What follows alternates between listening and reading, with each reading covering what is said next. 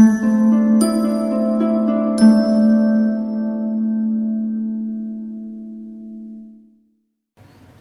afternoon, friends.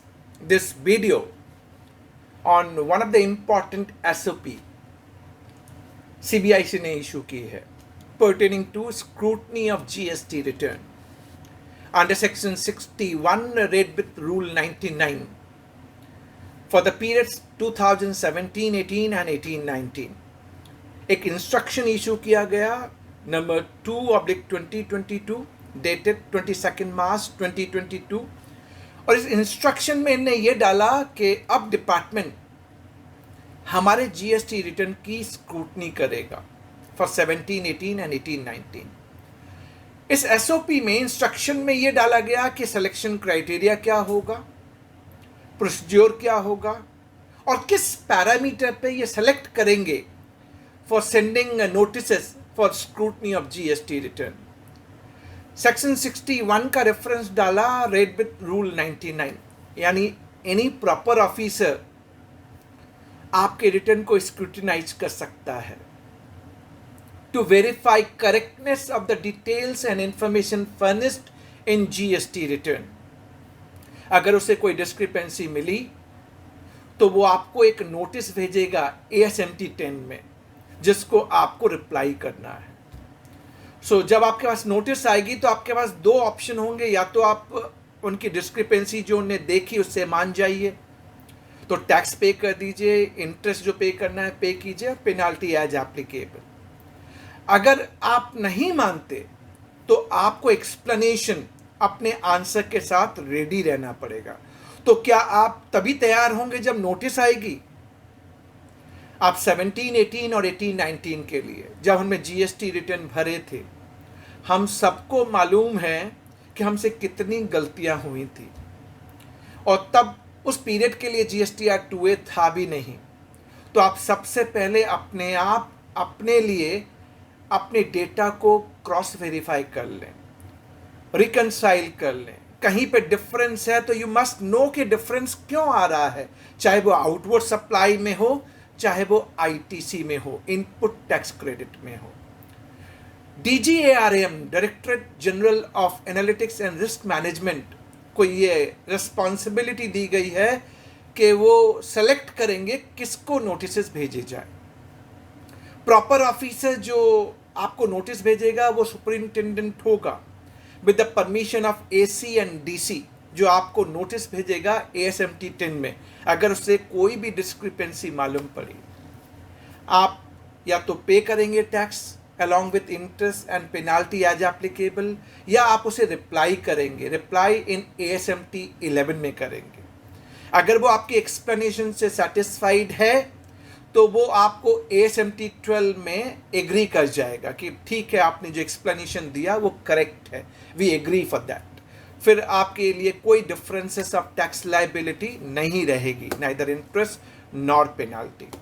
लेकिन अगर आपने जो एक्सप्लेनेशन दिया और वो एग्री नहीं कर रहा तो उस केस में आपके अगेंस्ट में proper GST audit by the department under section 65 या स्पेशल ऑडिट अंडर सेक्शन 66 जो नॉमिनेटेड चार्टर्ड अकाउंटेंट या कॉस्ट अकाउंटेंट करते हैं, जहां पे वैल्यूएशन और क्रेडिट इन डाउट है, या सेक्शन 67 जहां inspection search and seizure department initiate कर सकता है.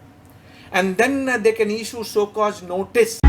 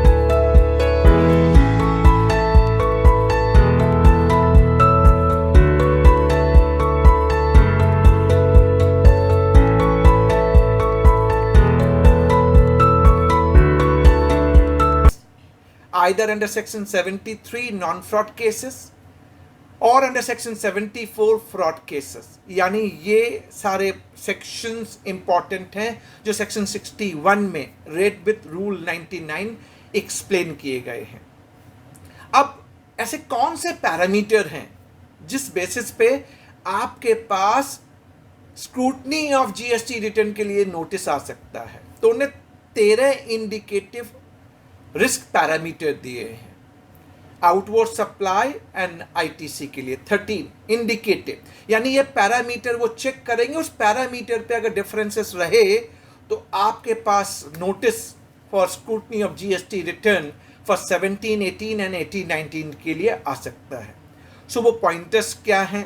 आउटवर्ड सप्लाई में 5 पॉइंट इंपॉर्टेंट हैं। उन्होंने कहा अगर आपने जो आउटवर्ड सप्लाई और उसका कॉरस्पॉन्डिंग टैक्स जो जीएसटीआर 1 में दिखाया है और वो जीएसटीआर 3B से मैच नहीं करता, फर्स्ट पैरामीटर। एंड आपको मालूम है explanation under section 75 subsection 12 of CGST act effective from 1 January 2022, अगर डिफरेंस हुआ तो उसको सेल्फ असेसमेंट टैक्स मान लिया जाएगा and that can be recovered without issuance of so cause notice, जो एक्सप्लेनेशन सेक्शन 75 सबसेक्शन 12 कहता है। But this is one of the parameter even for sending notices for scrutiny of GST return. So be ready, अगर आपका difference है GSTR 1 and 3B में, हो सकता है उस पीरियड में आप तैयारी करें कि ये डिफरेंस किस लिए था। You should be ready with the answer. Second, कई बार ऐसा होता है कि आपकी सप्लाई जो आपने government nominated specified tax payer को की, उसने टीडीएस डिडक्ट किया, तो उसने जीएसटीआर 7 भरा होगा, या आपकी supply through e commerce operator के जरिए है तो ई कॉमर्स ऑपरेटर जीएसटीआर 8 भरता है और टीसीएस काटता है, तो उसके अंदर भी वो value of supply, taxable supply डालते हैं, जीएसटीआर 7 में टीडीएस के लिए, जीएसटीआर 8 में टीसीएस के लिए, और ये वैल्यू आपकी आउटवर्ड सप्लाई ऑफ जीएसटीआर 1 से मैच होनी चाहिए, जिसका कॉरस्पॉन्डिंग टैक्स आपने जीएसटीआर 3B में पे कर दिया हो। ऐसा नहीं हो कि आपका टीडीएस मान लीजिए डिडक्ट हुआ 10 लाख पे और आपने आउटवर्ड सप्लाई 8 लाख की दिखाई है, मिसमैच। सो आपको ये रिकंसाइल करना पड़ेगा and this can be cross checked and verified by the department GSTR 7 and 8 TDS and TCS with your outward supply in GSTR 1 and then corresponding taxes are being paid through GSTR 3B. तीसरा parameter जो important है, आप जब GSTR 1 भरते हैं तो आपने outward supply दिखाई, कॉरस्पॉन्डिंगली आपको क्रॉस वेरीफाई, चेक, रिकंसाइल करना पड़ेगा अपने ईबे बिल से। आपने जितने भी ईबे बिल जनरेट किए हैं वो चेक करने पड़ेंगे, उसमें मिसमैच नहीं होना चाहिए। हो सकता है कि ईबे बिल आपने ज़्यादा वैल्यू के लिए किए हैं और आउटवर्ड सप्लाई आपने कम वैल्यू की दिखाई हुई है जीएसटीआर 1 में, तो ये आपको चेक करना पड़ेगा, वेरीफाई करना पड़ेगा और रीजन आइडेंटिफाई करने पड़ेंगे। So you have to be very very careful.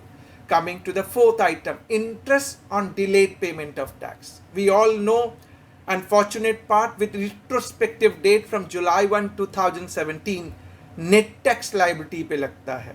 तो अगर मान लीजिए आपकी 1 लाख रुपए की लायबिलिटी है और उसी पीरियड में 80,000 रुपये का आपका ई क्रेडिट लेजर का बैलेंस पड़ा हुआ है, तो आपको सिर्फ 20,000 रुपये कैश में पे करने थे। That is called net tax liability.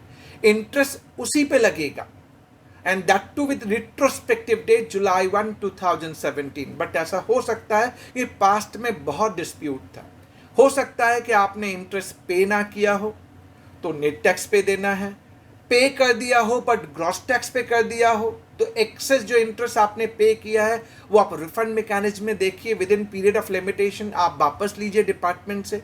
But this is what they are going to cross check and verify. अगर late fees, delayed filing of GSTR 1 जो स्टेटमेंट है, जीएसटीआर 3B जो रिटर्न है अंडर सेक्शन 39, अगर late fees आपने पे नहीं की है फॉर लेट फाइलिंग तो उसके लिए भी आपके पास नोटिस आ सकती है। आउटवर्ड सप्लाई यहां तक मैंने आपसे डिस्कस किया। अब indicative parameter for ITC, GST input tax credit में क्या क्या है। पहला, जब आप इंपोर्ट ऑफ गुड्स के ऊपर IGST की क्रेडिट लेते हैं table 4A1 of GSTR 3B, वो आपके डेटा को आइस गेट से क्रॉस चेक वेरीफाई करेंगे. You need to be reconciling and verifying कि आपका फिगर आइस गेट से मैच कर रहा है. Import of services and RCM की लायबिलिटी जो table 4A2 and 4A3 of GSTR 3B में जो आप डालते हैं, जिसकी क्रेडिट लेते हैं, उसका corresponding tax table 31D of GSTR 3B में आपने पे किया या नहीं किया, और पे कैश में किया कि नहीं किया.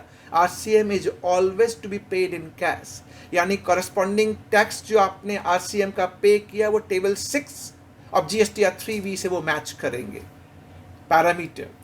नेक्स्ट, ISD की जो क्रेडिट आपने ली under table 4A4 of GSTR 3B, उसको वो GSTR 2A से जाके मैच करेंगे. कॉरस्पॉन्डिंग जो टेबल जनरेट होती है वो आपकी GSTR 6 जो ISD ने फाइल की है वहां से उसको वेरीफाई किया जाएगा. यानी आपको ये सारी रिकंसिलिएशन अपने एंड पे फॉर 17, 18 एंड 18, 19 करनी है. Next, other credit. So other credit आपकी आती है टेबल 4A5 में, जिसको आपको अपने GSTR 2A से मैच करना है. SOP ऐसा कहता है. बट एज आई सेड, और मेरा वीडियो भी आपके पास अवेलेबल है, आप मेरे यूट्यूब चैनल पे जाइए. मेरे हिसाब से GSTR 2A का कोई रिलेवेंस नहीं है prior to 1 January 2022. Talk to your clients from anywhere. Access your data anytime. And from any device. Try Zoho Books. With effect from 1 January 2022, yes, GSTR 2B का रिलेवेंस है, but prior to that मुझे सिर्फ 4 condition satisfy करनी है to avail the credit. मेरे पास tax invoice की copy होनी चाहिए, गुड्स एंड सर्विसेज रिसीव होने चाहिए, सप्लायर ने टैक्स का पेमेंट कर दिया हो, और बिंग रिसिपिएंट आप GST का रिटर्न रेगुलरली भर रहे हैं. हो सकता है ना कि 2A में इसलिए नहीं आ रहा कि सप्लायर ने गलत GST नंबर डाल दिया हो, B2B को B2C में दिखा दिया हो, इंट्रा स्टेट को इंटर में दिखा दिया हो, GSTR 1 ही भरा है बट 3B नहीं भरा, तो फिर क्या होगा. So these are the pointers. मेरा डिफरेंट वीडियो है इस टॉपिक पे, आप वॉच कीजिए.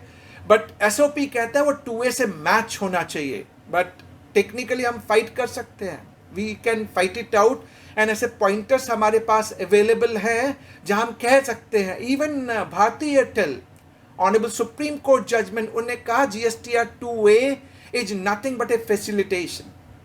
GST सेल्फ असेसमेंट टैक्स है. अगर आपने चारों कंडीशन सेटिस्फाई की, आप फुल क्रेडिट लीजिए. 2A इज ओनली फैसिलिटेशन, और 2A के लिए आपको मालूम है 17, 18 और 18, 19 में तो 2A था ही नहीं. आया ही बिगिनिंग ऑफ 2019 से, but now it is available with the past period. आपको तैयारी करनी है, रिकंसिलिएशन, वेरिफिकेशन, एक्सप्लेनेशन सब तैयार करना है अपने आप को.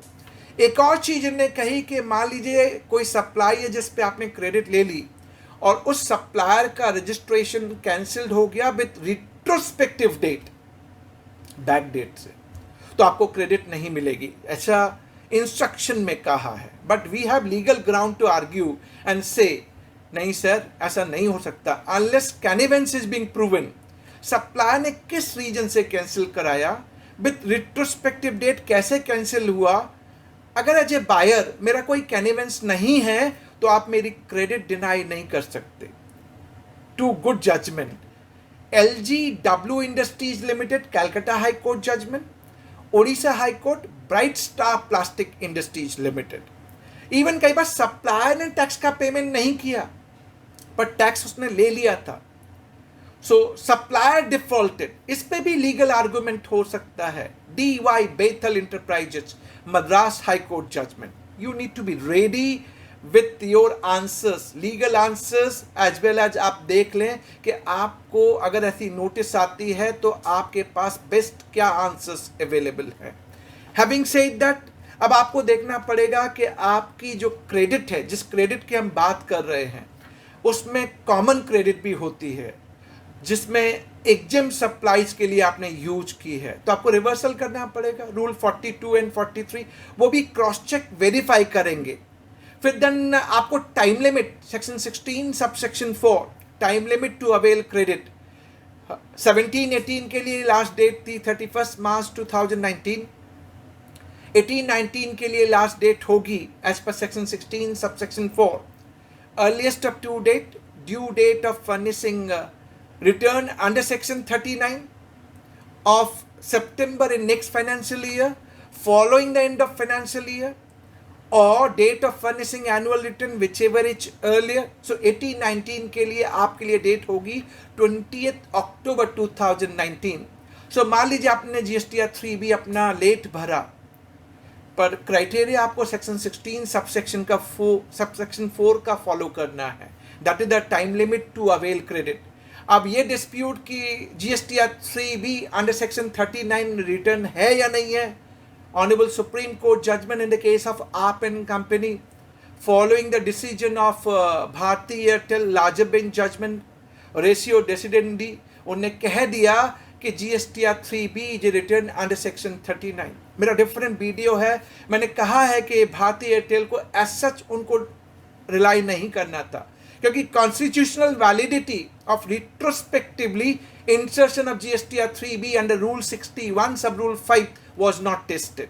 सो वो अलग बात है, but GSTR 3B is return under section 39। So यानी वो डिस्प्यूट जो था पास पीरियड के लिए by this Bharti Airtel judgement as followed in आप एंड कंपनी, आपको सेक्शन 16 सबसेक्शन 4 टाइम लिमिट को देखना पड़ेगा, कोई क्रेडिट बियॉन्ड टाइम लिमिट तो नहीं है।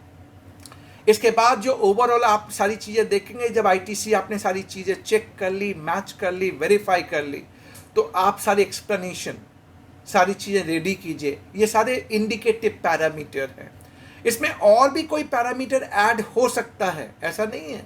ये इंडिकेटिव रिस्क पैरामीटर है जो SOP में डाले गए हैं। SOP मैंने डिस्क्रिप्शन बॉक्स में, आप चाहें वहाँ से डाउनलोड कर ले, and this is the summary जो उनने इस SOP में डाली है। प्रॉपर ऑफिसर सुपरिंटेंडेंट होगा जो अंडर सेंट्रल जुरिडिक्शन में होता है, with the permission of AC and DC वो आपको स्क्रूटनी रिटर्न के लिए नोटिस भेजेगा। और इसमें कहा गया है कि मिनिमम 3 स्क्रूटनी नोटिसेस अगर ये रिस्क पैरामीटर हैं जो DGARM भेजेगी, उसके बेसिस पे ये नोटिसेस भेजे जाएंगे जो इंडिकेटिव पैरामीटर्स दिए गए हैं। आप अपनी तैयारी करें, वेरीफाई करें, क्योंकि 17, 18 और 18-19 के रिटर्न हमने कैसे भरे हैं हमें मालूम है। अगर डेटा मैच नहीं करेगा, वेरीफाई नहीं होगा, तो आपको तैयारी करनी है कि ये डिफरेंस क्यों है, इसके आंसर आप बनाएं। मैं नहीं कहता कि उसमें टैक्स की लायबिलिटी होगी, हो सकता है टैक्स की लायबिलिटी हो, अगर है तो दे दीजिए, जिससे सेक्शन 73 में पेनाल्टी नहीं लगेगी। लेकिन अगर आपने नहीं दिया तो डिपार्टमेंट क्या करेगा, अगर सो कॉज नोटिस अगर आपको इशू करेगा तो 74 लगाने की बात करेगा और पेनाल्टी भी आपसे मांगेगा along with tax and interest। so be careful। preparation time SOP मैंने आपको डिस्क्रिप्शन में दे दी है। इस वीडियो को बनाने का पर्पज ये था, हमारी तैयारी, कि हम तैयार हैं for 17, 18 and 18-19। as per information coming out, more than 35,000 scrutiny notices for GST return department ने 17-18 के लिए भेज दिए हैं। so we have to be very careful। we must proactively अपने एंड पे सारी चीज़ों को क्रॉस चेक करें, वेरीफाई करें, रिकनसाइल करें और उसके आंसर्स तैयार करें। Thanks for watching, stay tune, thank you very much.